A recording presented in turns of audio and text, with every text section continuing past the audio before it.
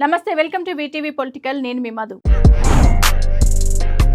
తెలంగాణలో రేషన్ కార్డుల పంపిణీ కార్యక్రమం కానీ మామూలు సభలా కాకుండా రాజకీయంగా బాంబుల పండుగలా మారిపోయింది వాతావరణం. మంత్రి పొన్నం ప్రభాకర్ మాట్లాడుతుండగా అకస్మాత్తుగా వేదిక వైకి చొచ్చుకొని వచ్చారు బీఆర్ఎస్ కార్పొరేట్లు. మా సమస్యలు చెప్పాలన్న అవకాశం ఇవ్వడం లేదంటూ గలమెత్తారు. దీంతో సభ వాతావరణం ఒక్కసారిగా ఉద్రిక్తతకు దారితీసింది. ఈ తీరుపై మంత్రి పొన్నం ఆగ్రహం వ్యక్తం చేశారు. బీఆర్ఎస్ కార్యకర్తలు కావాలని రాజకీయ ముద్ర వేయడానికే వచ్చారని ఆవేదన వ్యక్తం చేశారు. ఆయనతో పాటు అక్కడే ఉన్న ఎమ్మెల్యే దానం నాగేందర్ కూడా కార్పొరేట్లపై మండిపడ్డారు.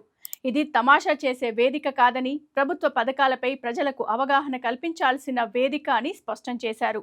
బీఆర్ఎస్ కార్పొరేటర్లు రాజకీయ డ్రామా చేయకండి అంటూ ధ్వజమెత్తారు. ఇంతలోనే బీఆర్ఎస్ ఎమ్మెల్సీ దాసోజు శ్రవణ్ కుముడ మీడియా ముందుకు వచ్చి స్పందించారు. కేసీఆర్ హయాంలో 6,47,000 రేషన్ కార్డులు ఇచ్చాం.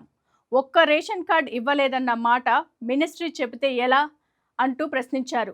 గత ప్రభుత్వం చేసిన పనులను దూషించడం కాంగ్రెస్ ప్రభుత్వానికి సరైంది కాదన్నారు.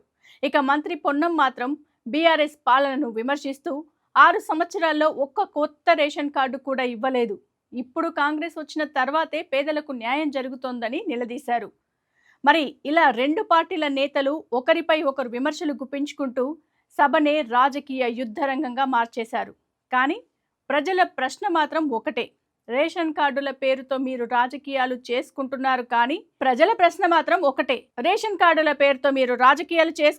కానీ మాకు న్యాయం ఎప్పుడు జరుగుతుందంటూ ప్రశ్నించారు.